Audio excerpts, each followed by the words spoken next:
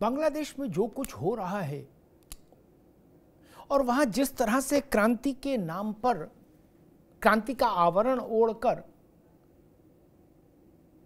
एक नृशंसता बर्बरता फैलाई जा रही है सड़कों पर, अल्पसंख्यक हिंदू समाज को हिंसा का निशाना बनाया जा रहा है, उनके घर फूके जा रहे हैं, मंदिर तोड़े जा रहे हैं, मूर्तियां तोड़ी जा रही हैं और सबको मुलम्मा ये चढ़ाया जा रहा है कि क्रांति हुई है। ऐसी क्रांति होती है क्या? आपको शेख हसीना से समस्या थी, शेख हसीना चलेगी, फिर हंगामा क्यों है, फिर हिंसा क्यों है? 24 से ज्यादा जिलों में हिंदुओं के खिलाफ उग्र हिंसक गतिविधियां चल रही मां। ये वही बांग्लादेश है जिसका जन्म 1971 में जब हुआ था तो वहां 22% से ज्यादा हिंदू थे, 22% से ज्यादा, और आज 9% हिंदू बचे हैं, सिर्फ 9%। बाकी कहां गए? आकाश ले गया, पाताल निकल गया, क्या कहां गए हिंदू? सोचिए, ये सोचने का विषय। और उन हिंदुओं को जानबूझकर हिंसा का शिकार बनाया जा रहा है। बड़ा ढिंडोरा पीटा गया था कि व्यवस्था बदलने आए हैं बांग्लादेश के नौजवान, लेकिन पता लग रहा है इसमें सारा संचालन अंतर्राष्ट्रीय शक्तियों के जरिए हो रहा है और उनके इंस्ट्रूमेंट, उनके टूल बने हुए हैं जमात के लोग। ये वही लोग हैं जो 1971 में पाकिस्तान की आर्मी के पक्ष में नारा लगा रहे थे और शेख मुजीबुर रहमान के बांग्लादेश मुक्ति अभियान की खिलाफत कर रहे थे। भारत के लिए चिंता का समय है, चिंतन का भी समय है। आज उत्तर प्रदेश के मुख्यमंत्री योगी आदित्यनाथ ने इसी विषय पर मुखर होकर कुछ बातें कही। उन्होंने कहा कि बांग्लादेश में चुन चुनकर हिंदुओं के ऊपर हमले हो रहे हैं, उनको मारा जा रहा है, देव मंदिर तोड़े जा रहे हैं, आगजनी हो रही है। उन्होंने कहा कि जो समाज इतिहास की अतीत की गलतियों से सबक नहीं सीखता, उसका भविष्य संकट में आ जाता है। योगी जी कह रहे हैं कि इतिहास में जाकर उन कारणों को खोजा जाना चाहिए जो बांग्लादेश की आज की स्थिति के लिए उत्तरदायी है। कैसी अराजकता! और उसमें दुखद पक्ष एक तो पीड़ा ये कि हिंदू वहां कष्ट में, और दूसरी चिंता और पीड़ा दोनों की बात ये कि भारत में एक ऐसा बड़ा वर्ग है जो जब से बांग्लादेश में बवाल शुरू हुआ तब से उसकी लार रुक नहीं रही है, टपके जा रही है, आंखों में चमक आ गई, रोशनी बढ़ गई है। वो दुआ मांग रहा है कि जैसा बांग्लादेश में हुआ वैसा भारत में भी हो जाए। ये कौन लोग हैं? एक बड़े राजनीतिक परिवार के उत्तराधिकारी और कांग्रेस के बड़े नेता सलमान खुर्शीद, केंद्र में मंत्री रहे कई बार, वो कह रहे हैं कि भारत में भी बांग्लादेश जैसा हो सकता है। कांग्रेस के एक और MP रहे सज्जन वर्मा, वो कह रहे हैं कि नहीं मोदी जी समझ लो, ऐसे ही तुम्हारे घर में भी लोग घुसेंगे जैसे बांग्लादेश में घुसे। ये क्या हो रहा है? आप ऐसी इच्छा क्यों रख रहे हैं मन में? कामना क्यों आपके मन में हिलोर मार रही है कि जैसा वहां पहले जब श्रीलंका में अराजकता हुई थी तो ये वही तत्व है जो श्रीलंका की अराजकता देखकर एकदम प्रार्थना और दुआ की मुद्रा में आ गए थे, बोले भैया किसी तरीके से जैसा वहां हुआ यहां भी करा दो। अब बांग्लादेश से तुलना कर रहे हैं। आप भारत में रहते हैं और भारत के लिए आपका भाव ये कि बांग्लादेश जैसी अराजकता हो जाए, जहां उद्दंड लोग, मानसिक तौर पर बर्बर लोग, एक बुजुर्ग महिला राजनेता के अंतःवस्त्र लूटकर भाग रही भीड़। ये वैसी क्रांति चाहते हैं क्या भारत में? ये संकट बड़ा है। अपने अंदर के लोगों से निपटना ज्यादा कठिन होता है।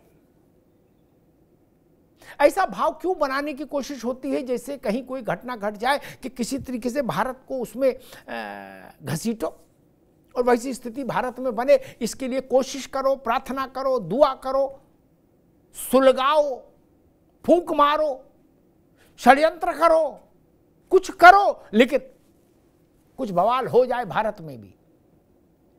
ये एक दिन का रोना नहीं है। दुनिया के किसी कोने में कुछ हो, ये विघ्न संतोषी लोग खुलकर चौराहों पर आ जाते हैं, खुलकर।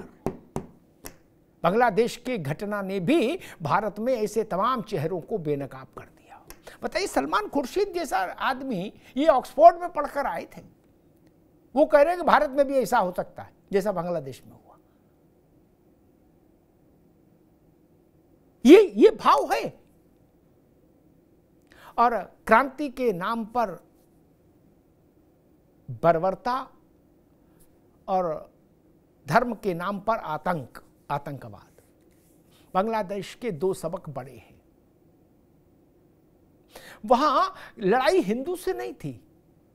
शेख हसीना मुसलमान, खालिदा जिया मुसलमान, मोहम्मद यूनुस जो अब बने वो मुसलमान, हटाने वाले मुसलमान, लड़ाने वाले मुसलमान, मारने वाले मुसलमान, भगाने वाले मुसलमान। ठीक, फिर आप घर हिंदू का क्यों फूंक रहे हैं? हिंदू तो वहां कहीं सीन में नहीं था ना आपके, फिर क्यों फूंका गया हिंदुओं के घरों को? ये बड़ा प्रश्न है। हमारे साथियों ने एक रिपोर्ट तैयार की है, उस रिपोर्ट को देखिए और फिर समझने की कोशिश करेंगे कि कौन सा सबक सलमान खुर्शीद सिखाना चाहते हैं देश दुनिया को और किस सबक की बात योगी जी कर रहे हैं। पहले रिपोर्ट देखिए।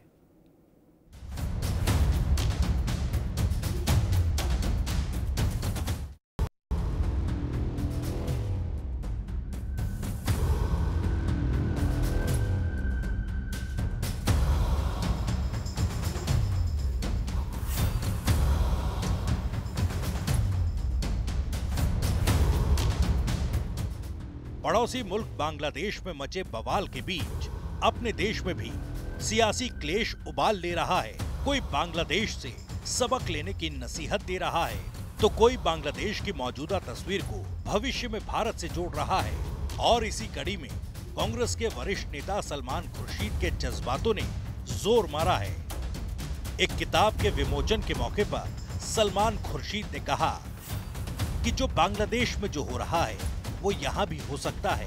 हमारे देश में इसका प्रसार चीजों को तरीके से फैलने से रोकता है।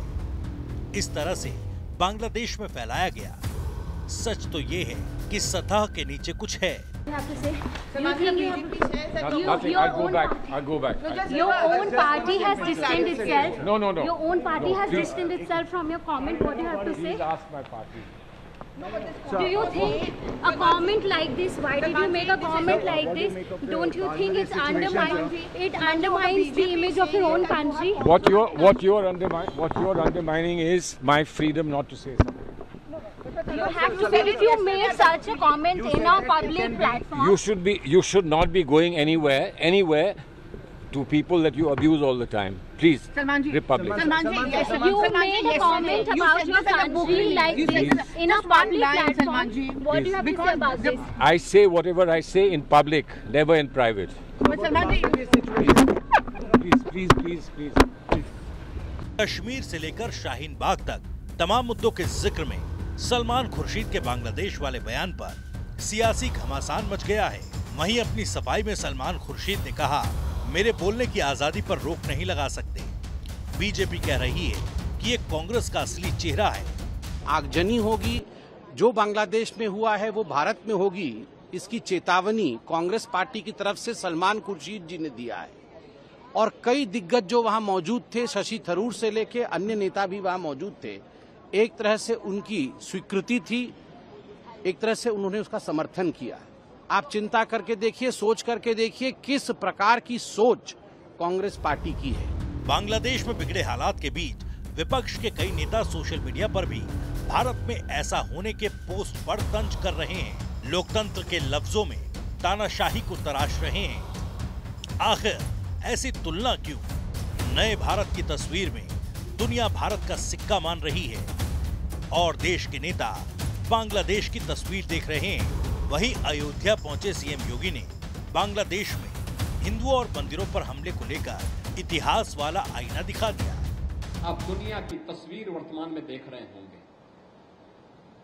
कुछ तो हमें इन चीजों को देखना पड़ेगा, क्या है इन सब का कारण। आज भारत के तमाम पड़ोसी चल रहे हैं, मंदिर तोड़े जा रहे हैं, चुन चुन करके हिंदुओं को निशाना बनाया जा रहा है, और तब भी हम इतिहास की उन परतों को ढूंढने का प्रयास नहीं कर रहे हैं कि इस प्रकार की दुर्भाग्यपूर्ण स्थिति क्यों वहां पर पैदा हुई है, क्यों पैदा हुई है। और इसलिए बहनों भाइयों, हम याद करें, जो समाज इतिहास की गलतियों से सबक नहीं सीखता है, उसका उज्जवल भविष्य पर भी ग्रहण लगता है। बहरहाल बवाल, हिंसा और तांडव के तमाशे में बांग्लादेश सुलग रहा है। हिंदुओं पर हमले किए जा रहे हैं, वहीं विपक्ष के नेता बेतुका बयान दे रहे हैं। ऐसे बयान और घमासान पर सवाल ये कि आखिर बांग्लादेश से भारत की तुलना क्यों, भारत के बांग्लादेश जैसे होने की ये भविष्यवाणी और भाषा क्यों। आपका चेहरा, आपके शब्द तो बाद में संदेश देते हैं, आपका चेहरा, आपकी देह की भाषा पहले संदेश देती है। आप मौन भी रहे तो भी आपका चेहरा तो बोलता है ना। श्रीलंका में भी जब इस ढंग की अराजकता हुई थी, राष्ट्रपति भवन में भीड़ घुस गई थी और वहां भी ऐसे दृश्य बना था, तो भी भारत में कई आवाजें उठी थी कि ऐसा भारत में भी होगा या होना चाहिए। उनके लग रहा था कि लार टपकी जा रही है, वो चाहते हैं किसी तरीके से बस वैसा दृश्य आ जाए। अब बांग्लादेश में जो हुआ, उस पर भी सलमान खुर्शीद जैसे तमाम लोग हैं इस देश में जिन्होंने ये सुर छेड़ दिया, दुआ मांगना शुरू कर दिया, दोनों हाथ फैला के कि जो वहां हुआ है ढाका में वही यहां हो जाए किसी तरीके से। जिस देश में आप रहते हैं उस देश के प्रति ऐसा भाव रखते हैं। बांग्लादेश में हिंदू संकट में है, और उस जब हिंदू संकट में है तब आपका भाव यह है कि भारत में भी ऐसा हो जाए। मेहमानों से आपका परिचय कराए, फिर बहस की शुरुआत करते हैं। प्रशांत पटेल जी हैं, भारतीय जनता पार्टी प्रवक्ता, प्रशांत जी का स्वागत है। मुन्ना खान साहब हैं, कांग्रेस के नेता, मुन्ना खान साहब का स्वागत है। एच.एस. रावत साहब हैं, हिंदू धर्मगुरु, रावत साहब का बहुत स्वागत है। सुजाता पांडे जी हैं, राजनीतिक विश्लेषक, सुजाता जी का बहुत बहुत स्वागत। पहले सुजाता जी, फिर रावत साहब, फिर राजनीतिक, दोनों मित्रों के पास। सुजाता जी, बांग्लादेश में जो हो रहा है वो एक पक्ष, और दूसरा पक्ष भारत में वो लोग, वो समूह, वो विचारधारा के लोग जो ऐसा कहीं हो देश में, ईरान से तुरान तक जहां बवाल हो, वो तुरंत दुआ की मुद्रा में बैठ जाते हैं कि ऐसे ही भारत में हो जाए किसी तरीके से। ये नहीं समझ पा रहे हम भारत के लिए कष्ट मांग रहे हैं, अराजकता मांग रहे हैं। ये तो बड़ी विचित्र है। आप भारत में रहते हैं, भारत से जीवन है आपका, और आप उसको अभिव्यक्ति की आजादी बता देते। सुजाता जी। अमिताभ जी, सबसे पहले तो ये कहूंगी कि शायद ऐसे ही लोगों को कहते हैं कि जिस थाली में खाते हैं उसी थाली में छेद करते हैं, क्योंकि ऐसे बयान कैसे आ सकते हैं, खासकर उस व्यक्ति से जो कि विदेश मंत्री रह चुका हो, जो महत्वपूर्ण पदों पे रह चुका हो, वो उस कांग्रेस का नेता हो जो शायद बांग्लादेश बनाने में जिसकी एक बड़ी भूमिका रही थी। और सलमान खुर्शीद के बारे में मैं ज्यादा कुछ बोलना नहीं चाहती, क्योंकि उनका तो इतिहास रहा हुआ। ये वही सलमान खुर्शीद हैं जो कहते थे कि बाटला हाउस एनकाउंटर पे सोनिया गांधी आतंकवादियों के लिए फुट फुट कर रो रही थी। ये वही है जो हिंदुत्व को कहते थे कि ISIS और बोको हरम जैसा हो गया है हिंदुत्व। और ये वही कांग्रेस पार्टी है अमिताभ जी, जो शायद कहती है कि 370 एक काला दिवस था। ये वही कांग्रेस पार्टी है जो चीन के साथ गुप्त समझौता करती है, और विदेश में जाकर राहुल गांधी कहते हैं कि अमेरिका और यूरोप को भारत में लोकतंत्र बचाने के लिए हस्तक्षेप करना चाहिए। और हस्तक्षेप कैसे होता है? वैसा ही होता है जैसे बांग्लादेश में हो रहा है, जैसे मदद पहुंचाई जा रही है शस्त्र के द्वारा, जैसे मदद पहुंचाई जा रही है अराजकता फैला के, जैसे मदद पहुंचाई जा रही है पैसे देके। तो ये सारी चीजें तो की प्लानिंग तो भारत में की गई थी। शायद खुर्शीद उसी की आवाज बन रहे हैं, और सलमान खुर्शीद को छोटे मोटे तो नहीं कि उनकी बात को आई गई कह दी। अभी आपको याद होगा जब ये चुनाव हो रहे थे तो उनकी भतीजी थी तो कह रही थी कि जी वोट जिहाद किया जाए। तो ये जिहाद की जो ये मानसिकता है, ये सलमान खुर्शीद और उनके जैसे इंटेलेक्चुअल्स जब इतनी है, तो हम ये जो सड़कों पे अराजकता फैलाने वाले लोग हैं, उनसे क्या उम्मीद करें? शायद इसीलिए जो ट्विन टावर्स उड़ाने वाले वो शायद बड़े बड़े साइंटिस्ट हो जाते हैं। तब आप कहते हैं कि नहीं नहीं, इंटेलेक्चुअल्स कैसे ऐसे ऐसे रैडिकल हो गए? ऐसे रेडिकलाइज करते हैं, क्योंकि ये तो क्लियर कट भड़काने की व्यवस्था है, लोगों ये बताने की व्यवस्था है कि तुम लोग आगे बढ़ो, हम तुम्हारे साथ हैं। तभी तो राहुल गांधी भी कहते हैं कि मोदी डंडे खाएगा, तभी तो राहुल गांधी भी कहते हैं कि इस देश में आग लगेगी। शायद ये उसी की वानगी होगी। पर जो भी हो रहा है ये बहुत दुखद है, क्योंकि आज एक ऐसा वक्त था जब हमें सारी पार्टियों को, सारे नेताओं को साथ देखना चाहिए था, क्योंकि देश रहना चाहिए। पार्टियां आएंगी जाएंगी, पर देश रहना चाहिए। और ये बयान मुझे लगता है कि हर तरह से शर्मनाक। दोबारा मैं आता हूं रावत साहब,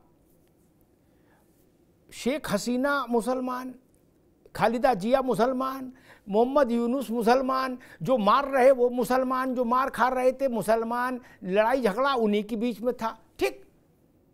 और घर फूंका जाएगा हिंदू का, मंदिर तोड़ा जाएगा हिंदू का, गोली मारी जाएगी हिंदू को।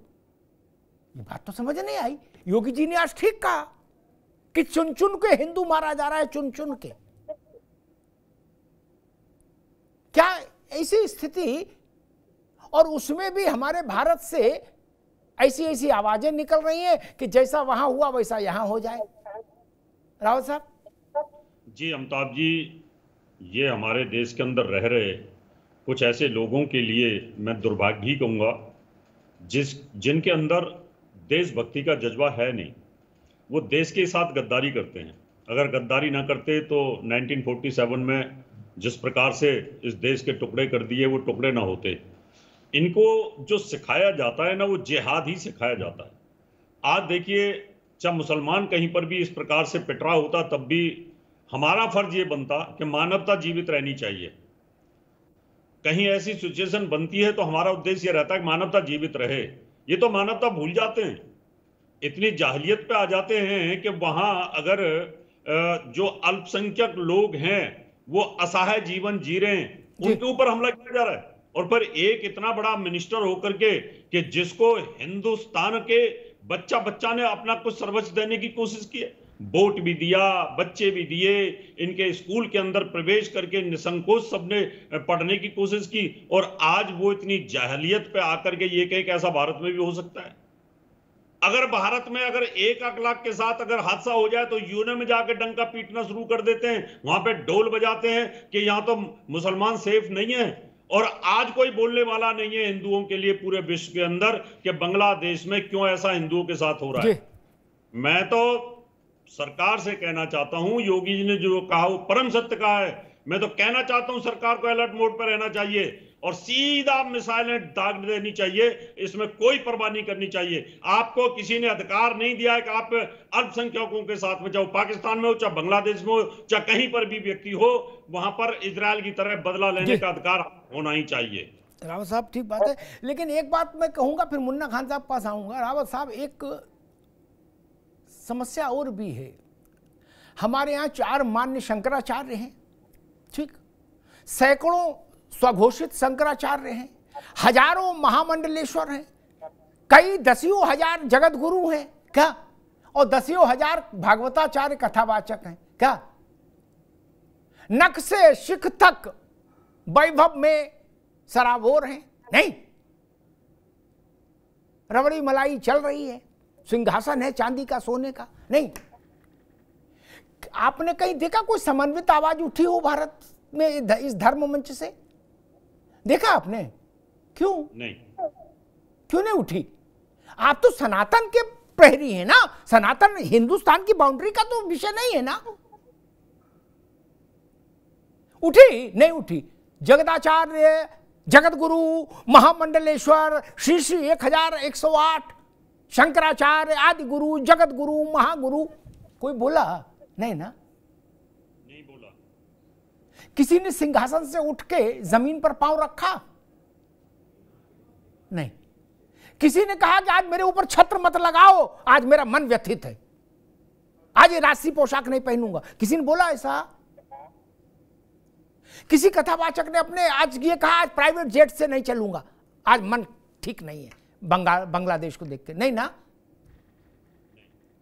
सब वैकुंठ में है रावत जी, ये भी विषय याद रखना होगा हमको, नहीं रखना होगा। अब नहीं बोलेंगे तो कब बोलेंगे, अब नहीं बोलेंगे तो कब बोलेंगे,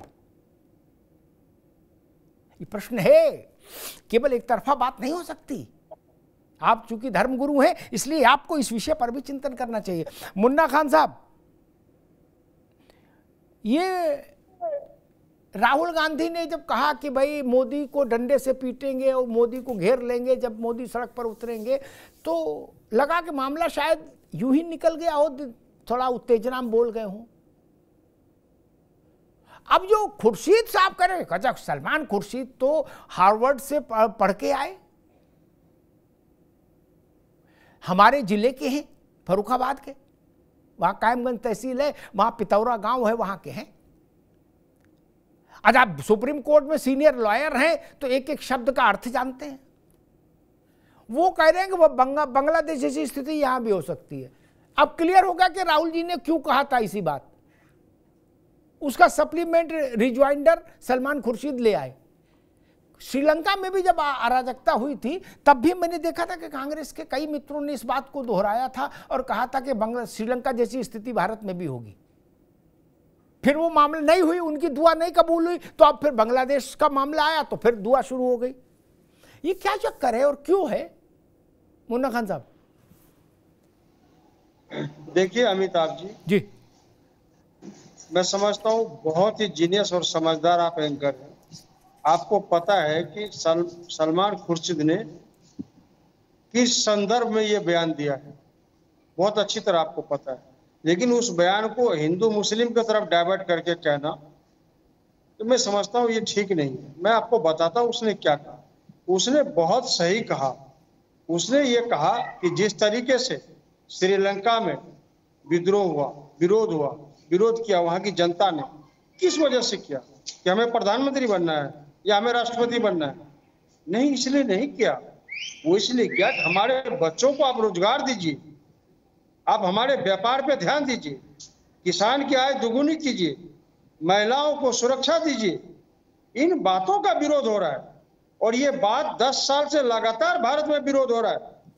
और मैं समझता हूं नैतिक तौर पे जो जिम्मेदारी भारत की जनता ने दिया है, मुन्ना खान साहब सारी बात ठीक। अब एक मिनट मुन्ना खान, एक मिनट भैया, एक मिनट फिर आप बोलिएगा। एक तो बांग्लादेश में जो बवाल हुआ इसका इन मुद्दों से कोई लेना देने नहीं, महिला सुरक्षा और फलाना टिकन, वहां का आरक्षण भी, अरे रुक जाओ, वहां का आरक्षण भी दूसरे मिजाज का है। हम लोग गलत फहमी में शिकार हो जाते हैं, ज्यादा पढ़ लिख नहीं पाते भड़बड़ में, हम लोग समझ रहे होंगे ठाकुर बामन वाला मामला है। ना ना ना, वो आरक्षण दूसरे किस्म का है। अगली बार आएंगे आपके पास तो उसको पहले बता के आएंगे। लेकिन मैं तो समझना इतना चाह रहा हूं, बांग्लादेश जैसी स्थिति की कामना सलमान खुर्शीद या कांग्रेस क्यों करती है भारत के लिए? लब्बो लबाब इतना है। कब्रिस्तान, ये देश गर्क में जा रहा है। जी मुन्ना खान साहब जी, मैं कह रहा हूं दिन रात हिंदू मुसलमान, शमशान, कब्रिस्तान, पाकिस्तान, ये सारी इन बातों से देश का भला नहीं होने वाला। 10 साल से मैं बात पूछ रहा हूं कि 10 साल के बाद 2 बार चुनाव हुए, 2019, 2024 में। मैं ये पूछना चाहता हूं कि जब विश्व गुरु बनने के काबिल और जब विश्व गुरु बन चुका है भारत, तो विकास के नाम पे वोट क्यों नहीं मांगे गए? क्यों गए? और मुन्ना खान साहब रुकना होगा, अभी रुकना होगा, मैं प्रशांत पटेल के पास चल। ठीक है मुन्ना खान साहब, आज विषय ये नहीं कि वोट किसने किस पे मांगे, चुनाव अभी निकला है इसलिए चुनाव पर अभी नहीं जाऊंगा। चुनाव हो गया, अब 5 साल बाद चुनाव आएगा, ठीक है ना।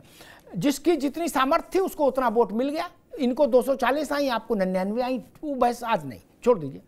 मेरा सिर्फ समझना इतना, ये कांग्रेस को क्या हो गया है? गांधी जी के आशीर्वाद से खड़ी हुई पार्टी, वो कह हिंदू मुस्लिम, अरे वहां बांग्लादेश में वो सांस्कृतिक कार्यक्रम हो रहा है क्या मित्र? वहां तो हिंदू का कोई लेना देना नहीं था, लेकिन हिंसा का शिकार हिंदू हो रहा है। सलमान खुर्शीद को उस पर चिंता नहीं, मुन्ना खान को उस पर चिंता नहीं। वो कौन लोग हैं? 47 से पहले तो सब भारत के ही थे ना, भारत के ही नागरिक थे ना, हमारा ही रखता है। गजब बात कर रहे हो यार। वहां रोजगार पर लड़ाई हो रही है? नहीं। महिला सुरक्षा पर लड़ाई हो रही है? शेख हसीना के अंतः वस्त्र लाकर उनको पब्लिक डिस्प्ले में लगाने वाले लोग क्रांति करेंगे? गलीज लोग, और कांग्रेस उनके साथ खड़ी हो रही है, करी नहीं बांग्लादेश जैसा हो जाएगा। ऐसी गलतफहमी मत पालिए मित्र। भारत और बांग्लादेश में जमीन आसमान का अंतर है, भारत और पाकिस्तान और बांग्लादेश में। अफगानिस्तान, पाकिस्तान, बांग्लादेश, इनकी तुलना आपस में करो, ठीक है, भारत अलहदा है। खैर प्रशांत पटेल जी, दो चीजें हैं। एक तो जो योगी जी ने कहा कि इतिहास से सबक जो समाज नहीं लेता है उसका भविष्य संकटपूर्ण ही रहता है। इतिहास से क्या सबक लेना चाहिए हमको, एक विषय। उन्होंने कहा इतिहास में जाके कारण खोजे जाने चाहिए कि बांग्लादेश में ऐसी स्थिति क्यों बनी, एक। दूसरा विषय होता है कि बांग्लादेश में हिंदुओं की सुरक्षा कैसे सुनिश्चित हो। क्या श्रीलंका में जब तमिल और सिंहलियों की लड़ाई हुई तो भी हमने भूमिका निभाई कि ताकि वहाँ जो तमिल हैं हमारे मूल के, वो वहाँ जीवित रहे, सुरक्षित रहें। तो हमारी एक नैतिक जिम्मेदारी बनती है। और तीसरी बात, ये जो भारत में ऐसी कामना करने वाली प्रजाति है कि विश्व में कहीं गोली चले, बंदूक चले, हिंसा हो जाए, अराजकता हो जाए, तो वो तुरंत मांगने लगते हैं कि ये भारत में भी हो जल्दी जल्दी। इन पर रोक कैसे लगे और इन पर अंकुश कैसे लगेगा? प्रशांत पटेल जी। अमिताभ जी नमस्कार। नमस्कार। पहला सवाल है कि इतिहास से सबक का। जी देखिए, जब विभाजन हुआ, पूर्वी पाकिस्तान और पश्चिमी पाकिस्तान बने, तो योगेनाथ मंडल थे, उन्होंने असम के भी सिलहट और एक और जिला को अपने अनुसूचित जाति बाहुल्य जिला था, उन्होंने जिद करके के पूरी पाकिस्तान में शामिल करवा लिया। और ऐसी परिस्थितियां बनी कि वहां पे सबसे अधिक अनुसूचित वर्ग का नरसंहार हुआ पूरी पाकिस्तान में। जोगेनाथ मंडल को जो वहाँ के लॉ मिनिस्टर जाकर बने, जैसे अम्बेडकर जी यहाँ पे लॉ मिनिस्टर थे, जोगेनाथ मंडल जी पाकिस्तान के लॉ मिनिस्टर बने थे, और उनको अपनी जान बचा करके 1950 में यहाँ पे आना पड़ा। और इतने कायर व्यक्ति थे कि जिद करके तो जिलों को शामिल करवा लिया जो हिंदू बहुल जिला था बांग्लादेश से पूरी पाकिस्तान में। और जब वहां पे उन पे हमले हुए तो वो कुछ कर नहीं पाए, अपना बचाया। वहां के मंत्री रहे कि उनको जान बचाने के भाग करके कोलकाता आए और पूरा जीवन यहाँ पर उन्होंने काटा। तो ये योगी जी का भी यही सबक है कि आप सेकुलरिज्म के नाते जब अगर आप इन लोगों पर विश्वास करेंगे तो जिनके लिए धर्मांधता से अधिक कुछ है नहीं। आज बांग्लादेश में कहीं कोई आपस में विभाजन वाली बात नहीं थी, सारे बंगाली स्पीकिंग हैं, सारे सुन्नी मुसलमान हैं, कहीं कोई वहाँ हिंदू तो है नहीं मेजोरिटी में, ना ईसाई है ना बौद्ध धर्म का तो कोई है नहीं, आपस में ही लड़ गए। जिस बंगबंधु ने बांग्लादेश बनाया, आज उनकी मूर्ति को तोड़ रहे हैं, उनकी मूर्ति पर टॉयलेट कर रहे हैं। और अगर गलती से अगर शेख हसीना वहां पर रह गई होती तो आपने जैसा बताया कि इनके अंतः वस्त्र लेकर के आए तो क्या किए होते, वो बताने की आवश्यकता नहीं है। दूसरी बात, जो यहाँ के नेता हैं ये लोग तो कांग्रेस का इतिहास है देश को जलाने का, तोड़ने का। ये लोग सत्ता के लिए, पंजाब में इंदिरा गांधी ने भिंडरावाला को खड़ा किया अकालियों के विरोध में, जहां जहां लोग सत्ता में नहीं रहते हैं हिंसा करवाने का काम करते हैं। हरियाणा में सत्ता से बाहर है, जाट आंदोलन इन्होंने खड़ा कर दिया। जब राजस्थान में बाहर हुए तो वहां पे वीरा आंदोलन, गुज्जर आंदोलन कर दिया। इसी तरीके से भारत में करना चाह रहे हैं। किसान आंदोलन में इन्होंने हिंसा करने का प्रयास किया है। ये तो मोदी जी की और भारत सरकार की ठीक है, उन्होंने धैर्य से काम लिया। कोई इस तरह की घटना, अप्रिय घटना नहीं यहाँ पे देश में होनी थी। ये लोग तो चाह रहे थे, 20 लाशों का इंतजार कर रहे थे। ये तो चाह रहे थे कि भारत सरकार जो है दिल्ली पुलिस गोली चला दे, 20 लाशें बिक जाए, हमें हिंसा करने का, उपद्रव करने का मौका मिल जाए। लेकिन भारत सरकार ने, मोदी सरकार ने कोई इस तरह इनको करने का मौका नहीं दिया। तीसरी सरकार में भी जब आए इनकी यही तैयारी थी, अगर गलती से कहीं हमारी 300 सीटें आ गई होती तो ये लोग तो पूरा उपद्रव नंगनाच करने वाले थे। आप 3 तारीख की सारी डिबेट देख लीजिए, उस दिन तो इनकी पूरी तैयारी थी। सफाई तो कह रहे थे हम लाठी लेके तैयार रहिए बूथ पे। इनका कहना था कि देखिए ईवीएम हैक हो गई, लेकिन जैसे 4 तारीख को परिणाम आया तब इनके पास कोई बहाना रह नहीं गया कि भाई रिगिंग हुई है, चुनाव गलत तरीके से जीता गया है। अभी इनको 2 महीने से 1 महीने से खुमारी रही कि हम ही जीत गए, लेकिन अब 1 महीने बाद खुमारी उतरी कि नहीं अब भाई जीते तो है नहीं। सरकार भी उसी तरीके चल रही है, सहयोगी दल भी पूरी तरीके से सहयोग कर रहे हैं। अब ये रह रहे कि इनके अंदर एक ऑर्गेजम उत्पन्न हो रहा है। जब किसी भी देश की इस तरह घटना होती है तो उसकी तुलना जो है भारत से करने लगते हैं। क्योंकि भारत में इस तरह की स्थिति कभी नहीं हो सकती, क्योंकि भारत में हिंदू बहुसंख्यक है। लोकतांत्रिक इसीलिए भारत है कि यहाँ पे हिंदू बहुसंख्यक हैं। किसी इस्लामिक कंट्री में लोकतंत्र ना ही सर्वाइव किया ना कर सकता। बांग्लादेश एक आखिरी देश था, वहाँ लोकतंत्र चल रहा था 15 साल से। बांग्लादेश में भी लोकतंत्र ढह गया। पाकिस्तान में तो एक तरीके से डिफेक्टो सेना का शासन है। तो यहाँ चूंकि हिंदुस्तान में हिंदू मेजोरिटी में, इसलिए देश यहाँ शांति से चल रहा है। जहाँ पे जिन जिन राज्यों में हिंदू माइनॉरिटी हो गए, कश्मीर में हो गए, तो वहाँ पे क्या स्थितियां हैं तो वो सबको आपको पता ही है। सुजाता पांडे, की चीज मैं देखता हूं कि लोकतंत्र, लोकशाही और मुस्लिम बाहुल्य देश, इनके बीच में कुछ ठीक रिश्ता बैठता नहीं। कभी कोशिशें कई बार हुई कि गाड़ी ट्रैक पटरी पे आ जाए, कभी आई नहीं। कोई गाड़ी 1 किलोमीटर चली, कोई 2 किलोमीटर चली, फिर पटरी से उतरी जरूर और रक्तपात हुआ जरूर। 57-58 मुस्लिम देश हैं संभवतः विश्व में, अगर मैं सही स्मरण कर रहा हूं। कहीं भी ऐसा नहीं लगता कि निर्बाध लोकतंत्र चल रहा हो। बोले नहीं, लोकतंत्र में हमारी पूरी आस्था। ऐसा क्यों नहीं हो पाता? मतलब इसको टाला नहीं जा सकता, इस प्रश्न को किसी पर्दे में रख के छुपाया नहीं जा सकता। ये पूरे विश्व की चिंता का विषय होना चाहिए कि विश्व की दूसरे नंबर की सबसे बड़ी आबादी की बहुलता वाले जो देश हैं वो लोकतंत्र को अमान्य कर देते हैं, नेस्तनाबूद कर देते हैं। और वैसे ही दृश्य पैदा हो जाता है जैसा बांग्लादेश में हो रहा है। कोई बकरी ले जा रहा, कोई ब्लाउज ले जा रहा और जिहाद कर रहे। सुजाता जी, देखिए अमिताभ जी, इसमें आप एक चीज जोड़ना भूल गए, वो कि जहां जहां लोकतंत्र में जो असामाजिक स्थितियां पैदा होती हैं, अराजक स्थितियां पैदा होती हैं, चाहे वो यूरोप हो, अमेरिका हो, या हमारे देश के जो त्योहारों के वक्त में जो अराजकता दिखाई देती है, जैसे हिंदुओं के त्योहारों पे जो जिस तरह की पत्थरबाजी होती है, जो जिस तरह के रामनवमी के जुलूसों पे हमले होते हैं, या फिर जो आप बांग्लादेश में देख रहे हैं, जो आपने देखा दूसरी जगहों पे भी, अफगानिस्तान में देखा जिस तरह से जो अराजकता, उसमें भी इसी समुदाय का हिस्सा होता है। अब ये कहूंगी तो बवाल हो जाएगा और शायद परिवार अब FIR भी ना करा पाए, तो ज्यादा कुछ नहीं बोलूंगी इस पे, लेकिन शायद इसलिए ये बोलूंगी जरूर कि मुझे इससे मतलब नहीं कि मुसलमान देशों में लोकतंत्र चल रहा है या चल नहीं पाता। मुझे इससे मतलब है कि हमारे देश में लोकतंत्र जिंदा रहना चाहिए और चलता रहना चाहिए, और उसका ये कारण जानना जरूरी है। जैसे आपने कहा कि हिंदू हैं, और हिंदू जो है ये जिसको बोलते हैं स्वभाव से हम लोकतांत्रिक हैं।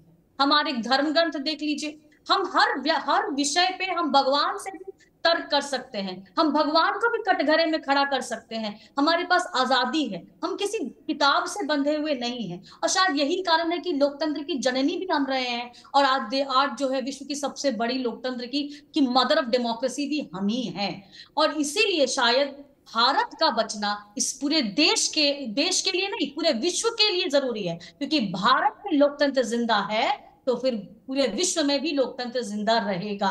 और इसकी बात आप हर एक जगह देख लीजिए। हालांकि आपको इसका उल्टा नैरेटिव दिखाई पड़ता है, जब कहीं भी ये कहा जाता है कि ये सरकार हिंदुत्ववादी सरकार है तो फिर संविधान खतरे में आ जाता है। जबकि सच तो ये है कि जो लोग सवाल उठा भी रहे हैं वो इतिहास में भी इसी लोकतंत्र की वजह से, इसी संविधान की वजह से विभिन्न पदों पे रहे, सत्ता की मलाई खाई, और आज विपक्ष में भी बैठे हैं तो उसी लोकतंत्र की वजह से बैठे हैं। आज जिस पे उंगली उठा सकते हैं वो हिंदू ही है। हिंदू को हिंसक बताना बहुत आसान है अमिताभ जी, संसद में ये कह देना कि हिंदू हिंसक होता है। आज किसी नेता की एक किसी की हिम्मत नहीं है कि वो उंगली उठा के कह दे कि ये जो विध्वंस हुआ है बांग्लादेश का, वो सिर्फ और सिर्फ उसकी एक ही कारण की जमात जो थी वो अमेरिका और बाहर तत्वों से मिल गई। फिर कहां गया धर्म?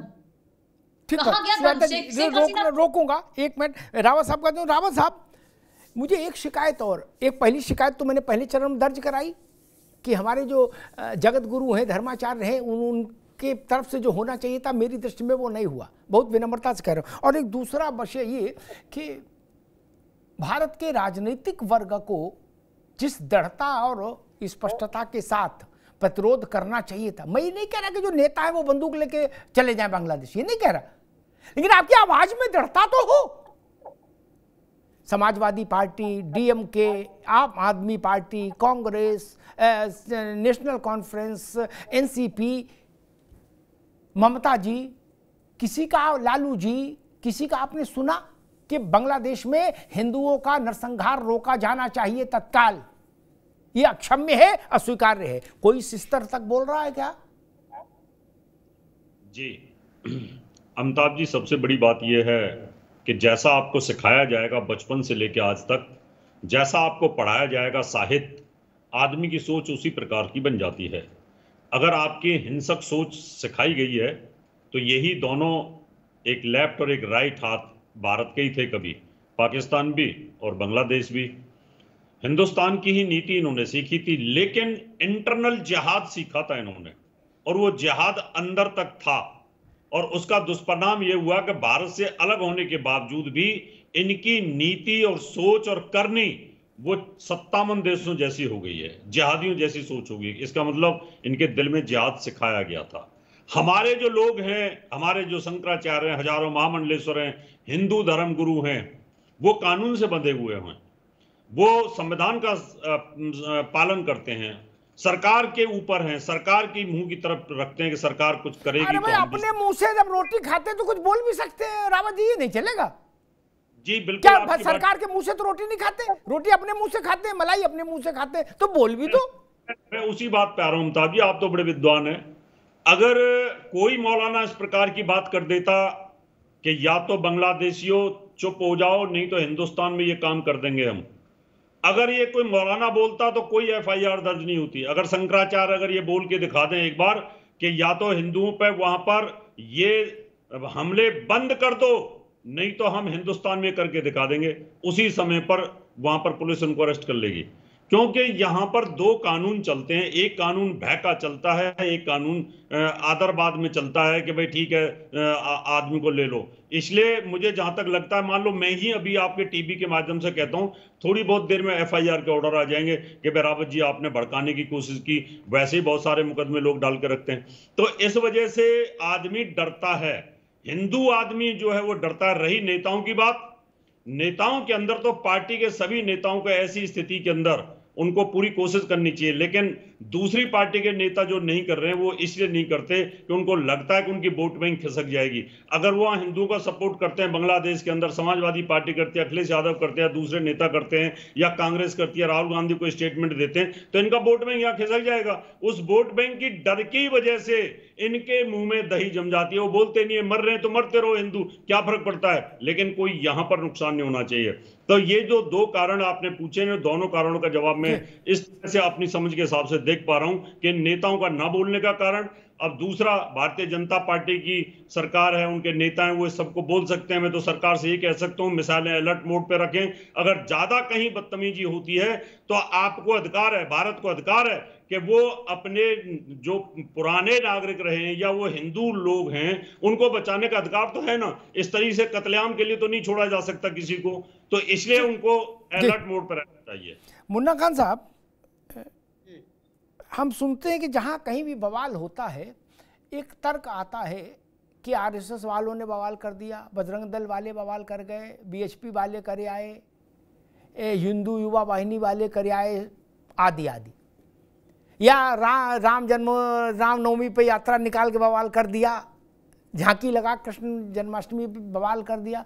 बांग्लादेश में ऐसी कोई घटना नहीं घटी। BJP, RSS, विश्व हिंदू परिषद आदि आदि जितने संगठन है ये वहां तो कोई है नहीं, और न वहां कोई शोभा यात्रा निकाली, ना कोई हवन यज्ञ किया कि उसके चलते बवाल हो गया। नहीं, हिंदू जिवह किया जा रहा है और हिंदुस्तान से वो आवाज नहीं उठ रही जो उठनी चाहिए।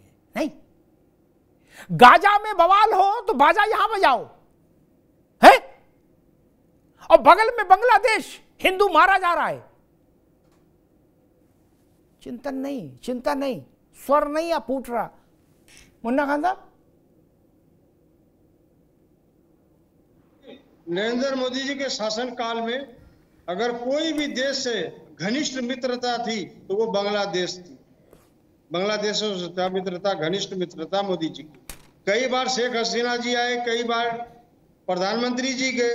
मैं ये पूछना चाहता हूं, जब वहां पे हिंदू भाइयों पे अत्याचार हो रहा है और हिंदू हितैषी सरकार हिंदुस्तान भारत में है, तो आपने क्या कार्रवाई की? सिर्फ छाती पीटते हो कि मैं हिंदू हितैषी हूं और हिंदू के हित के लिए काम करता हूं, कथनी और करनी में ये इतना बड़ा फर्क होगा कि आप गलबैया करो और वो हिंदू भाई वहां पीटे जाते हैं, उनके घर जलाए जाते हैं बांग्लादेश में। आप अपाहिज सरकार हो, चूड़िया पहन रखी है आपने, या कार्रवाई करने से किसने रोका है? विपक्ष ने रोका है या किसी हिंदुस्तान के नागरिक ने रोका है? किसने रोका है आपको? आप कार्रवाई कर क्यों नहीं रहे? अरे बात बार बार पाकिस्तान की कर रहे थे हमारे मित्र, अरे ये कांग्रेस की कर रहे थे मित्र। हमने तो पाकिस्तान को दो टुकड़े करने का काम किया। बात ये आजादी की कर रहे थे कि जलाने का काम करते हैं। कांग्रेस पार्टी ने आजादी में जिस तरीके से रोल निभाया, इतिहास गवाह है। चाटुकारिता हम लोगों ने नहीं की, हम लोगों ने दलाली नहीं की। हम लोग पेंशन पे पलने वाले लोग नहीं है। हमारा एक वजूद, एक रसूख रहा है। हिंदुस्तान को लहू से सिंचा है हमने दलाली नहीं की, हमने दलाली नहीं खाई। तो सवाल ये है कि बातें खुलेगी तो बहुत दूर तक जाएगी। मैं ये पूछना चाहता हूं कि अगर मैं समझता हूं हिंदुस्तान के किसी भी हैसियत में बांग्लादेश नहीं है, उसके बाद भी बहुमत से लबालब बड़ी सरकार, जिसे कहते हैं कि ताकतवर सरकार, आज वो खामोश क्यों है भाई? ठीक सवाल है मुन्ना खान साहब, बिल्कुल ठीक सवाल है। मैं प्रशांत पटेल से इसका जवाब लूंगा, लेकिन एक बात और कर दूं, कांग्रेस को लग रहा होगा कि मैंने तुरुप का चल दिया। मैं इसमें एक मासूम सी बात जोड़ देता हूं। जो बात हमारे मित्र मुन्ना खान साहब ने कही है, प्रशांत जी आ रहा हूं पास, मैं कांग्रेस को 100 में 100 नंबर दूंगा इस विवाद में। बस यही बातें श्रीमती सोनिया जी या राहुल गांधी के लेटर हेड पे उनके दस्तखत से जारी हो जाए कि बांग्लादेश में हिंदू मारा जा रहा है, भारत की सरकार मौन क्यों है, चूड़ियां क्यों पहन रखी हैं। जो बात मुन्ना खान साहब ने कही, यही बात कांग्रेस प्रेसिडेंट राहुल जी या सोनिया जी के दस्तखत से जारी हो जाए, फिर हम इनको घेर लेंगे बीजेपी वालों को। इतना जारी करा दो कि कांग्रेस चाहती है डायरेक्ट एक्शन हो जाए, करा दीजिए, खड़गे जी के दस्तखत से करा दीजिए। हम मान लेंगे कि आपके दिल में हिंदुओं के लिए हिलोर है, इतना करा दीजिए। और खाली शेख हसीना की बात आई कि मोदी जी और उनका बड़ा वो है। आपको पता है राहुल गांधी और प्रियंका गांधी शेख हसीना जी को हसीना आंटी बोलते हैं, पता है ना ये? अब वो जब भी यहां आती हैं, सरकार में तो कांग्रेस लंबे समय से नहीं है, तब भी वो गांधी परिवार से जरूर मिलती हैं और बिल्कुल झप्पी डाल के मिलती हैं। आज का रिश्ता नहीं भैया। जब शेख हसीना महत्वपूर्ण नहीं थी तो भी इंदिरा जी से उनके पिताजी का रिश्ता था और इस नाते शेख हसीना का भी रिश्ता था। घरेलू है, घरौआ मामला है, उसमें कोई ऐसी समस्या नहीं है। हसीना आंटी बोलते भाई उनको बच्चे दोनों, शेख हसीना थोड़े बोलते, इसलिए ये विषय नहीं होता। और जब आप सरकार में होते हैं तो आप दूसरे देश में जाते, दूसरे देश वाले आपके यहाँ आते, इसका मतलब ये नहीं होता कि जो देश वाला हमारे यहाँ आ गया हम उसके गलत काम के पीछे भी खड़े हो जाएंगे, ये थोड़े मतलब है भाई। भारत तो खालिदा जिया भी आई, हसीना भी आई, हो सकता है अभी जो बने यूनिस ये भी आए कल। तो क्या हम हिंदू के कुछ जिबे करने की घटना को छोड़ दें? प्रशांत पटेल जी, कांग्रेस में कुछ तो सुधार हुआ, कम से कम टीवी पे तो बोली कि सीधा कड़ा एक्शन होना चाहिए हिंदुओं को बचाने के लिए। वो कह रहे हैं कि क्या सरकार ने चूड़ियां पहन रखी हैं, हिंदू हितैषी सरकार है और हिंदुओं पर अत्याचार हो रहा है, आदि आदि। अब कांग्रेस भी आपको ललकार रही है, समझ लीजिए। का चुप साध रहा बलवाना, कहे रीछपति सुन हनुमाना। जी अमिताभ जी, जब सीए आया था तो किसके लिए आया था? इन्हीं प्रताड़ित अल्पसंख्यकों के लिए तो आया था। बांग्लादेश, पाकिस्तान, अफगानिस्तान के जो प्रताड़ित हैं, हिंदू, बौद्ध, सिख, ईसाई, खाली हिंदू नहीं, जो वहां पे माइनॉरिटीज हैं जिनका प्रोसिक्यूशन हो रहा है, उन्हीं के लिए तो सीए लाया गया। उस सीए के कानून पर देश को जलाने का काम किसने किया? कांग्रेस पार्टी, उनके सहयोगी दलों, उनके विचार परिवार के लोगों ने। आज ये कह रहे हैं कि हिंदू की रक्षा क्यों नहीं कर रहे? हिंदू की रक्षा तो हम करेंगे, हम तो ऑलरेडी उनके लिए कानून ला चुके हैं। 2014 से पहले जो बांग्लादेश या पाकिस्तान या अफगानिस्तान के जो माइनॉरिटी जो भारत में, उनको नागरिकता देने की प्रक्रिया स्टार्ट हो गई है। आगे भी जो लोग आएंगे भी वहाँ पे अंतरिम सरकार बांग्लादेश में बन जाने दीजिए, क्योंकि अब ऐसा तो है नहीं कि भारतीय सेना जो वहाँ पे उतर जाएगी और वहाँ पे उन लोगों को उठा करके ले जाएगी। उसकी प्रक्रिया बनेगी, अभी वहाँ स्थितियां थोड़ी सी नॉर्मल हो जाए। डिप्लोमेटिक स्तर पे बात चल रही है। कल विदेश मंत्री जी ने भी बयान दिया है कि ये दो देशों के बीच का मामला है। बांग्लादेश हमारा मित्र देश रहा है और कोई ऐसा नहीं कि भाजपा सरकार आने से मित्र देश है। हमारे संबंध उनके 1971 से जब से बना है, कांग्रेस के समय से रहा है। और देश विदेश के मामले जो देश की नीतियां होती वो पार्टी यहाँ बदलने से कोई बहुत अंतर नहीं पड़ता, नीतियां स्वाभाविक रहती, उसी तरह की रहती, चाहे मनमोहन सिंह जी रहे या मोदी जी रहे, हमारे संबंध बांग्लादेश से अच्छे रहे। तो जो भी सरकार बनेगी उसके साथ ही हम मिल करके जो चीजें करेंगी। डिप्लोमेटिक लेवल अभी सेना से भी बात चल रही, सरकार अपने लेवल पे बात कर रही वहां पे स्थितियां हिंदुओं के सुधारने के लिए। अभी हमारे शुभेंदु अधिकारी जी भी कल हमारे राष्ट्रीय अध्यक्ष नड्डा जी से मिले, उन्होंने उनकी पीड़ा को उठाया है कि वहाँ 1 करोड़ से अधिक जो हिंदू हैं यहाँ पे भारत में आना चाहते हैं। अभी फोटो मीडिया के माध्यम से भी आ रहे हैं कि बॉर्डर पे काफी लोग खड़े भी हैं। तो ये प्रक्रिया देखी जाएगी, सरकार अपने स्तर पे करेगी। हमने तो कानून बना दिया उनके लिए आने के लिए, उनके लिए यहाँ तो कोई समस्या है नहीं। लेकिन अब ये देखा जाएगा कि कितने लोग आते हैं, उनकी हम यहाँ पे व्यवस्था कर पाते हैं कि नहीं कर पाते हैं, हमारे उसकी वजह से बांग्लादेश से संबंध खराब होते हैं कि नहीं होते, ये भी चीजें देखी जाएंगी ना, जो डिप्लोमेटिक स्तर पे करेंगे। लेकिन अब ये कांग्रेस बोले कि हम जब उनको अगर नागरिकता देंगे तो कांग्रेस पार्टी फिर विरोध नहीं करेगी, फिर अभी सीए का विरोध नहीं करेगी। अगर हम 2014 वाला कट ऑफ बढ़ा के अगर हम 2024 करेंगे, 2025 करेंगे तो उसका विरोध नहीं करेंगे, ये गारंटी दे।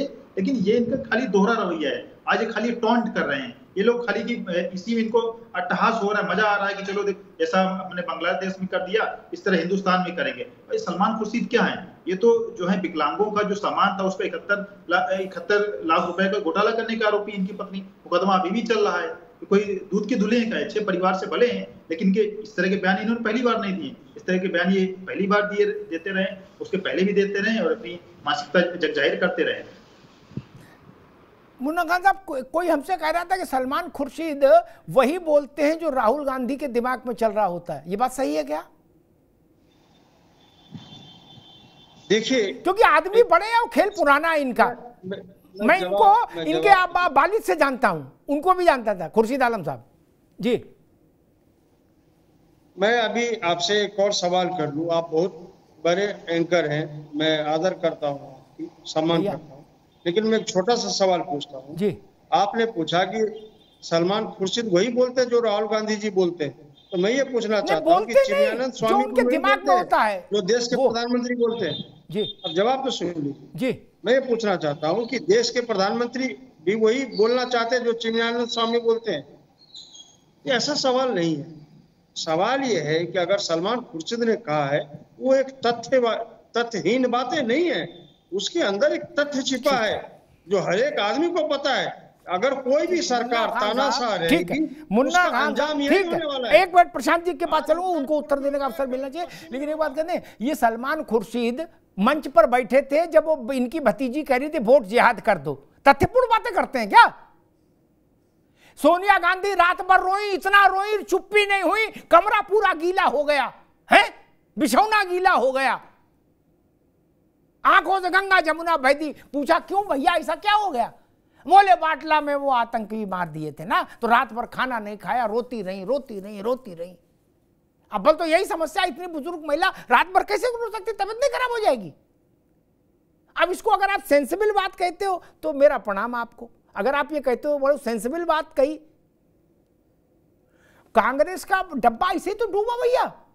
गांव में जब ये बात पहुंची कि सोनिया जी रात भर रोई, तो ननकुर पूछा क्यों रोई? अरे बोले वो मारे गए बाटला में। बोले अच्छा, लो बेड़ा गर्क हो गया। तब तक एक दूसरे भाई साहब आए, बोले ओसामा बिन लादेन जी जो कुछ वोटर्स वोट देने की सोच रहा था वो फिर भाग गया। तो आपके यहां तो योग्य लोगों की कभी नहीं मित्र। प्रशांत जी वो कह रहे हैं कि क्या चिन्मयानंद स्वामी जो बोलते हैं वही प्रधानमंत्री बोलते हैं, ऐसा कुछ कह रहे हैं? देखिए, कांग्रेस के पास खाली तर्क तो है नहीं, कुतर्क है।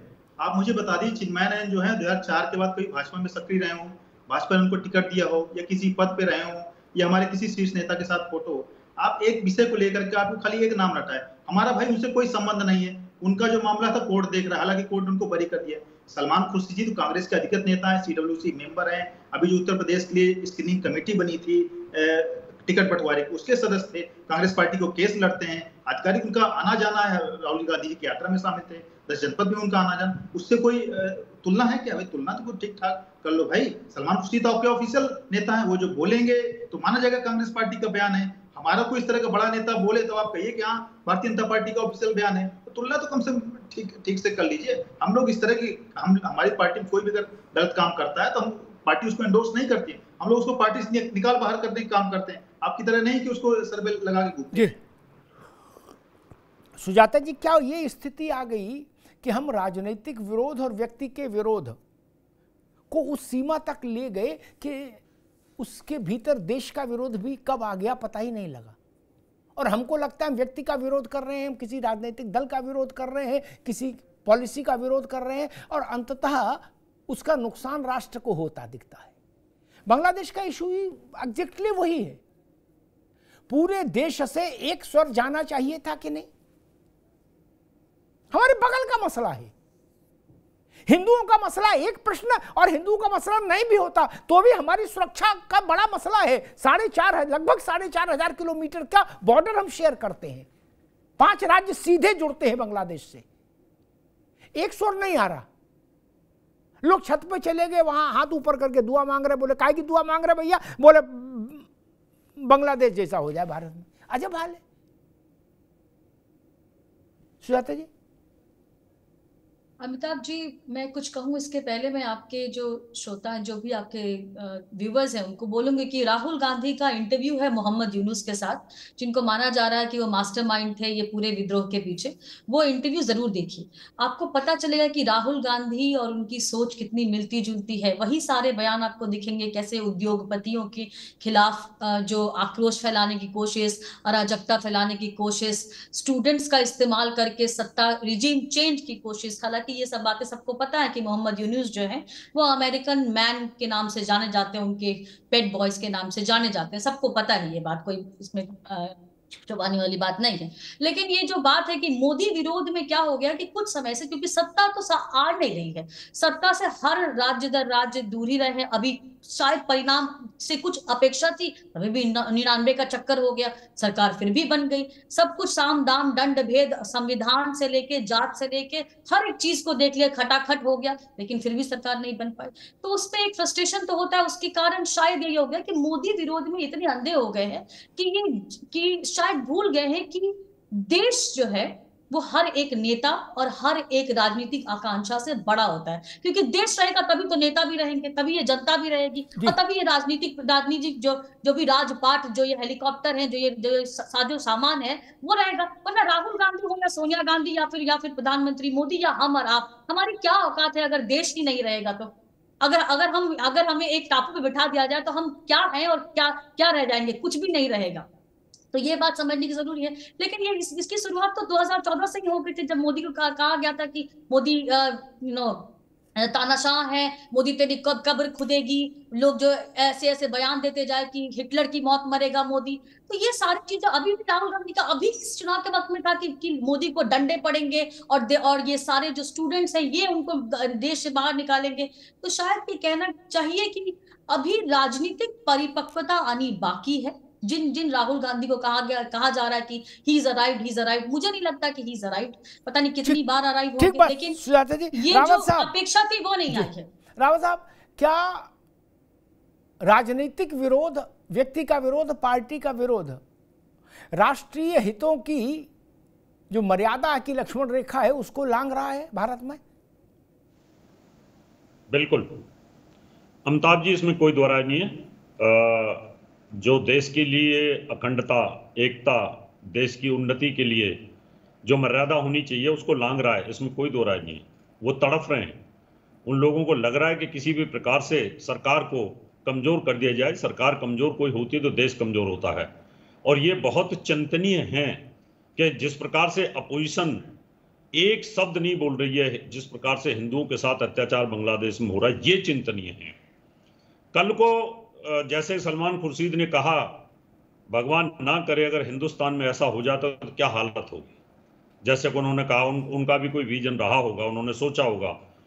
तो मुझे लगता है कि जो अपनी ये मर्यादा है इनकी, जो एक कसम खाते हैं संविधान की, उसके बहुत ज़्यादा विरोध में हैं। मुझे लगता है कि इनको सोचना चाहिए, इनके सांसदों को सोचना चाहिए। देश की एकता और अखंडता और जो देश से जुड़े हुए मुद्दे हैं उनमें बढ़ चढ़ कर के साथ लेना चाहिए। आपको विशेष व्यक्ति से अगर नाराजगी है तो संसद तक होनी चाहिए। आप अपनी वोटों को बढ़ाने के लिए आप पब्लिक में जा सकते हैं, आपको ये अधिकार दिया है, संविधान ने अधिकार दिया, लेकिन ये अधिकार नहीं दिया कि आप ऐसे मुद्दों पर जो इंटरनेशनल है, जो देश की सुरक्षा का मामला आता है, ठीक बात, जहां बॉर्डरों पर जो देश लगे हुए हैं, वहां पर आप इस प्रकार की बातें करते हैं, तो मुझे लगता है ये बहुत गलत कर रहे हैं और ये गलत नीति जा रही है। अगर यही स्थिति आगे बनती रहती है तो कल को मान लो पाकिस्तान से, चाइना से या बांग्लादेश किसी से भी कहीं पर भी कोई टकराव होता है तो उस टकराव में ये उनका साथ देंगे क्या? ये तो फिर उनकी तरफ बोलना शुरू करेंगे, जिससे सरकारें और हमारी जो सेनाएं हैं उनका मनोबल कमजोर हो जाएगा। इसलिए ये बहुत गलत दिशा जा रही है। ठीक बात है मुन्ना खान साहब, ये धारणा देश में क्यों है कि दुनिया में कहीं बवाल हो, कहीं अराजकता हो, कहीं सरकार कमजोर हो, तख्ता पलट हो, सरकार चलाने वाले लोगों के ऊपर शारीरिक हमला हो, उनके घर लूटे जाएं, भारत का एक तबका है, उसमें आपकी पार्टी के भी कई नेता हैं, वो एकदम जैसे बारिश में मोर नाचने लगता है वैसे नाचने लगते हैं कि वाह गुरु, अब हो सकता भारत में भी हो जाए बवाल। ऐसा क्यों है? भारत हमारी मां है, मादर वतन है। ये बांग्लादेश में जो हुआ वो भारत में क्यों इच्छा रखते हैं, क्यों दुआ मांगते हैं? मुन्ना खान साहब, देखिए अमिताभ जी, अगर हमारे बच्चे अगर गलत दिशा में चले तो मैं कहता हूं कि बेटे ये रास्ता ठीक नहीं है और तेरा भविष्य ठीक नहीं है। इससे इसका ये मतलब नहीं कि हम उसके पिता नहीं या मुझे उससे हमदर्दी नहीं। एक चेतावनी जिसे वार्न कह सकते हैं, तो ऐसा नहीं है कि जिसने कहा है सलमान खुर्शीद बेवकूफ आदमी है, जाहिल है या राजनीति का समझ नहीं है, ऐसा नहीं है। 92 से लगातार मंत्री में है जी। मुन्ना खान साहब, आवाज चलिए। ज्यादा खतरा इसीलिए है कोई जाहिल बोलता मैं चर्चा ही नहीं लाता। पढ़ा लिखा आदमी बोला है जिसने राज सत्ता का सुख भोगा है, जिसके पिता मंत्री रहे, राज्यसभा में रहे, लोकसभा में एक ही बार रहे 84 में, और गवर्नर रहे कई राज्यों के, उसने बोला है। इसीलिए तो चिंता है कि मामला गहरा है, आपको नहीं, षड्यंत्र अंदर तक है। ये मान एक ठीक मुन्ना खान, ये बात कोई रज्जाक सब्जी वाला बोलता, मैं उसको डांट के आगे निकल जाता, कहते फालतू बात मत क्या करो। लेकिन खुर्शीद साहब बोलेंगे तब तो चर्चा करनी पड़ेगी ना, इसके पीछे का क्या खेल है वो अनावृत करना होगा। प्रशांत पटेल जी, वो कांग्रेस कह रही है कि हम तो वो कर रहे हैं, इनको टोक रहे हैं, जिसे बच्चे को तो गलत गतिविधियों पर टोका जाता है, बाकी कोई खास बात नहीं। देखिए, हम लोग तो सदैव कहते हैं कि राजनीति में आपकी प्रतिद्वंदता भारतीय जनता पार्टी से, मोदी जी से, आप मोदी जी की आलोचना करिए, भारतीय जनता पार्टी की आलोचना करिए। मैं तो स्ट्रीम में कहता हूँ कि आप ये कहते हैं कि आप इतना कह सकते हैं भारतीय जनता पार्टी का बुरा हाल हो जाए, लेकिन आप लोग तो भाजपा और मोदी का विरोध करते करते देश के विरोध में खड़े हो जा रहे हैं। करें देश बांग्लादेश बन जाएगा। अभी जब बहुत समय नहीं हुआ, श्रीलंका में इस तरह की हुई थी, ये लोग यही लोग कल्पना कर रहे थे कि श्रीलंका जैसे हालात भारत में होने वाले हैं। यही तो चाह रहे हैं कि ऐसे हालात हुए नहीं। आज जब पूरे विश्व में देखिए महंगाई की स्थिति है, कहीं के उपद्रव चल रहा है, ब्रिटेन तक में उपद्रव चल रहा है, सीरिया लीबिया तक में हुआ, लेकिन भारत ने अपने देश को, मोदी जी ने संभाल के रखा। कोई इस तरह की अप्रिय घटना नहीं हो पाई, अर्थव्यवस्था भी मजबूती से रही, सभी लोगों को भोजन भी मिला। जब कोविड जैसा इतना समय हम लोगों ने सबको समान रूप से बना करके रखा, कोई इस तरह की चीजें नहीं है, ना ही कोई ऐसी स्थिति आई। जबकि हमारे भारत के आसपास के जितने देश हैं, अफगानिस्तान, पाकिस्तान, श्रीलंका, बांग्लादेश, म्यांमार, सब जगह वहां पे अस्थिरता का माहौल है। उसके बावजूद भारत ने अपने आप को संभाल करके रखा हुआ है। तो कम से कम देश के मामले में तो सब सारी पार्टियों को खड़े होना चाहिए। यहाँ देश का विषय है, कांग्रेस पार्टी से अधिक मेजोरिटी मैं देखता हूँ कि ममता बनर्जी ने इस मामले में अपनाई है। ममता जी ने बोला है कि भाई ये बांग्लादेश का विषय अंतर्राष्ट्रीय विषय है, इसमें जो केंद्र सरकार का जो रुख होगा वही हमारा भी रुख होगा, मैं इस विषय पे कुछ नहीं बोलूंगी। ममता बनर्जी की तो राष्ट्रीय पार्टी भी नहीं, क्षेत्रीय पार्टी। कांग्रेस पार्टी राष्ट्रीय पार्टी 60 साल तक देश में शासन किया, इससे तो कम से कम मेच्योरिटी की उम्मीद की जानी चाहिए। कांग्रेस, ये लोग क्लेम श्रेय लेते हैं, ठीक है, बांग्लादेश बनाने का इंदिरा जी का, तो उस समय तो हमारी भारतीय जनता पार्टी, उस समय जनसंघ साथ खड़ी थी, भारतीय जनता पार्टी उसके बाद बनी, अन्य सारे मुद्दों पे हम लोग साथ में खड़े रहे। आपको कम से कम इतना तो ग्रेस दिखाना चाहिए। आप 3 बार सत्ता से बाहर हो गए तो देश को बर्बाद करने की आप लोग बात करने लगे। फिर कहते हैं कि भाई जनता हमको हरा देती है, जब जनता हरा देती है तो फिर आप ईवीएम का बहाना लेकर के आ जाते हैं। इतना दिल छोटा मत करिए, हार जीत होती रहती है, आगे हो सकता है जीत जाएंगे किसी राज्य में। ठीक है, आप ये कहिए कि भाजपा खत्म हो जाएगी, भाजपा घुटनों पर आ जाएगी, भाजपा सत्ता से बहिष्कृत हो जाएगी, नरेंद्र मोदी प्रधानमंत्री नहीं दोबारा चौथी बार बनेंगे, आदि आदि जो बोलना बोलिए, किसी को आपत्ति नहीं। आपकी प्रतिस्पर्धा है, ठीक है, उनको भी चुनाव लड़ना, आपको भी, लेकिन ये अधिकार किसी को हासिल नहीं कि आप भारत माता के लिए ये बद्दुआ मांगे। सोच कर देखिए,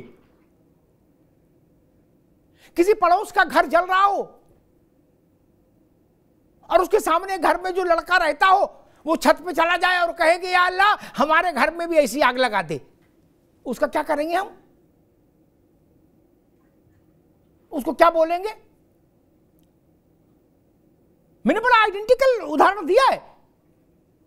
सुजाता जी, पड़ोस में घर जल रहा हो और सामने वाले घर में लड़का जो है, वहां का पुत्र है उस परिवार का, वो छत पर जाकर हाथ में जल और तुलसी का पत्ता लेके कहे कि हे प्रभु ऐसी आग हमारे घर में भी नीचे लगा दो। ये क्या तरीका है? ये अक्षम्य है, अस्वीकार्य है। इसको कतई स्वीकार नहीं किया जाना चाहिए, पॉलिटिकल पार्टी हो चाहे कोई हो। आप मुन्ना खान साहब ने कहा कि सलमान खुर्शीद बड़े आदमी हैं। जी हां, मैं जानता हूं बड़े आदमी हैं, इसीलिए तो चर्चा कर रहे हैं। ये बात किसी रज्जाक ने बोली होती, मोइन ने बोली होती, कोई शरीफा बेच रहा है, कोई फल बेच रहा है, तो अब चर्चा नहीं करते।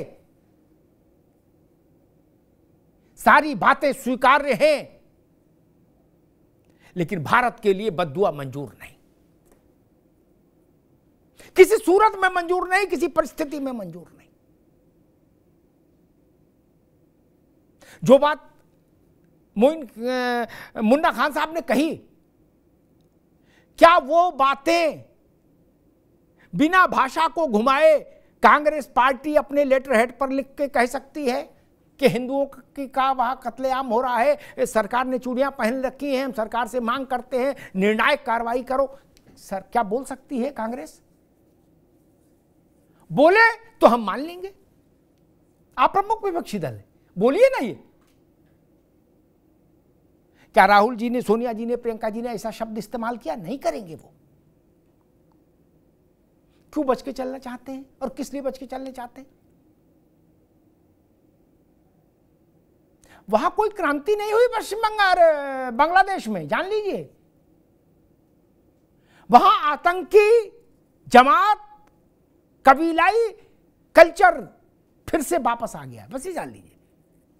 पूर्वी पाकिस्तान जैसा था वैसी स्थिति बांग्लादेश में बन गई। जो जाहिल लोग मुजीब की मूर्ति के ऊपर चढ़ जाएं, वहां पेशाब करें और उसको तोड़ के गिरा दें, वो क्रांति करेंगे बेहुदे? वो क्रांति करेंगे? बांग्लादेश कौन लाया? मुजीब। भारत का सहयोग और मुजीब की सामर्थ्य, मुजीब का वहां संघर्ष। मुजीब के परिवार ने अपने परिवार से दसियों कुर्बानियां दी हैं, दसियों लोग मारे गए उनके परिवार के। उनकी मूर्ति तोड़ रहे हैं आप। इससे क्या आरक्षण का क्या लेना देना भी? हमको मालूम है ये जन्नत की हकीकत क्या है, ये क्यों हुआ है तथाकथित के सो कॉल्ड क्रांति। ये क्रांति सिनेमा जितनी भी क्रांति नहीं है, जान लीजिए, इतनी फर्जी क्रांति है। क्रांति करने वाले बकरी और ब्लाउज लूट के ले जाते हैं, ये क्रांति होती है? नहीं ना। मैंने पूछा कल किसी से कि लड़ाई शेख हसीना से थी, हसीना भाग गई, ठीक, आपका राज हो गया, यूनुस को बैठाओ चाहे मोइन को बैठाओ।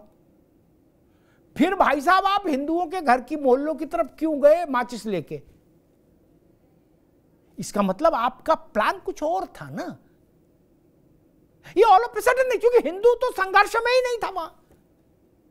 जो आपके राष्ट्रीय संघर्ष के विमर्श में कहीं शामिल नहीं, आप उसका घर फूकने क्यों गए? इसका मतलब षड्यंत्र गहरा है। आप एलिमिनेट करना चाहते हैं हिंदुओं को वहां से। खतरा यहां है, यहां। और अगर आपकी मंशा ऐसी नहीं थी तो बांग्लादेश की सेना ने हिंदुओं की सुरक्षा के लिए उपाय क्यों नहीं किए? ये फॉल्स इंफॉर्मेशन फ्लोट की गई कि नहीं हम हिंदुओं की रक्षा कर रहे हैं। 60-62 जिले हैं कुल, उसमें 24 जिलों में, 24 से ज्यादा जिलों में हिंसा हो रही थी हिंदुओं पर, लगभग आधा बांग्लादेश। ये प्रकृति बड़ी न्यायपूर्ण व्यवस्था है प्रकृति में। सुजाता जी, 40 से 47 तक अंग्रेजों ने जो घटिया घृणित खेल खेला भारत में, और उन्होंने भारत में माइनॉरिटीज़म के नाम पर पीठ थपथपाई, बोले ना वीर तुम बढ़े चलो, पाकिस्तान मांगो, हम तुम्हारे साथ हैं, हम बांट के जाएंगे। ठीक है, आपने भारत बांट दिया जिन्ना को गोद में बैठाल कर। अब आज क्या हो रहा है अंग्रेजों की बस्ती में, ब्रिटेन में, भागने को रास्ता नहीं मिल रहा गोरों को, गिरा गिरा के पटक पटक के मारे जा रहे हैं अपने ही देश में। अब हाय हाय चिल्ला रहे हैं, करे ना इनको भगाओ, अब वो करे हम क्यों भागेंगे, अब तो तुम्हें भगाएंगे। लो, यूरोप में जो हुआ उससे ज्यादा गंदे स्वरूप में अब ब्रिटेन में हो रहा है। ये ब्रिटेन वही देश है जिसने भारत पर राज किया, और जब राज खत्म होने की स्थिति आई तो हिंदू और मुसलमान को लड़ा के चला गया, मुसलमानों पर हाथ रखकर, उनको पैट्रोनाइज करके। समय का चक्र घूमा। मैं दृश्य देख रहा था 2 दिन से, अब गोरा पागल हुआ घूम रहा है पूरे ब्रिटेन में, करना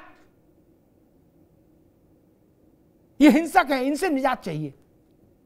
अब निजात कहां मिले, आप उसके जबड़े में आ गए। भस्मासुर तैयार करिएगा तो अगर आप विष्णु नहीं हैं रावत जी, तो भस्मासुर आपको मार देगा। भस्मासुर से बचने के लिए फिर नारायण होना पड़ता है, और सब नारायण नहीं हो सकते। हमने फ्रांस को देख, यूरोपीय देशों को देखा, अब ब्रिटेन को देख रहे हैं, और अमेरिका देख चुका है, इसलिए आज तक दूध का जला है, छाछ भी फूंक फूंक के पी रहा है। वो देख चुका है कि उसके ट्विन टावर में जहाज गया था। ये समस्या है, इसको अनदेखा कर दें क्या? और मुझे लगता है कि राष्ट्रीय सुरक्षा से जुड़े मसले या भारतीय मूल के लोगों के कष्ट से जुड़े मसलों पर भारत में राजनीति नहीं होनी चाहिए। राजनीति के लिए मनरेगा से लेकर सनरेगा तक सैकड़ों विषय हैं, खूब खेलिए। ये एक तो भारत की सुरक्षा का विषय और भारतीय मूल के लोगों के ऊपर आया संकट का विषय है। क्या इसमें भारत से एक आवाज नहीं जा सकती थी? क्या मोदी और राहुल गांधी की आवाज एक नहीं हो सकती थी? क्या योगी आदित्यनाथ और अखिलेश यादव की एक आवाज नहीं हो सकती थी? मैंने बहुत सारे नाम लिए, आपने इन लोगों का कोई वक्तव्य सुना नहीं, कोई फर्क ही नहीं।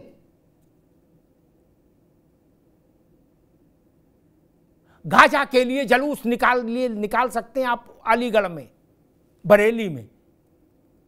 रावत साहब, गाजा के लिए बरेली और अलीगढ़ में जलूस निकाल सकते हैं आप, हंगामा कर सकते हैं, लेकिन 1.25 करोड़ हिंदुओं के प्राण संकट में है बांग्लादेश में, तो आप एक शब्द नहीं बोलने को तैयार है।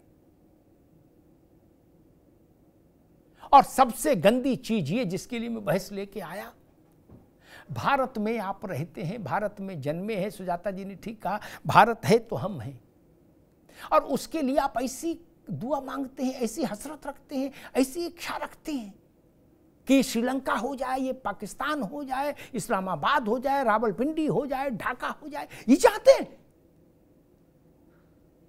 फिर आप क्या करेंगे? फिर हो सकता है सड़क पर गिरा के लोग आपको भी मारे। तब बांग्लादेश बनने की दुआ न मांगिए। हो सकता है जब तक बांग्लादेश बने तब तक आप ही सरकार में हो जाओ, फिर आपके साथ भी वही होगा। कोई अपनी मां के लिए ऐसी दुआ बद्दुआ मांगता है क्या? हमने तो पृथ्वी को कहा, पृथ्वी माता है, भूमि माता है, हम पुत्र हैं। फिर देश तो देश है, उससे बड़ी चीज है। हमारे लिए भारत माता है। आप यहां रहकर उसके लिए बद्दुआ मत मांगिए। ये अस्वीकार्य है, ये नाकाबिले बर्दाश्त है।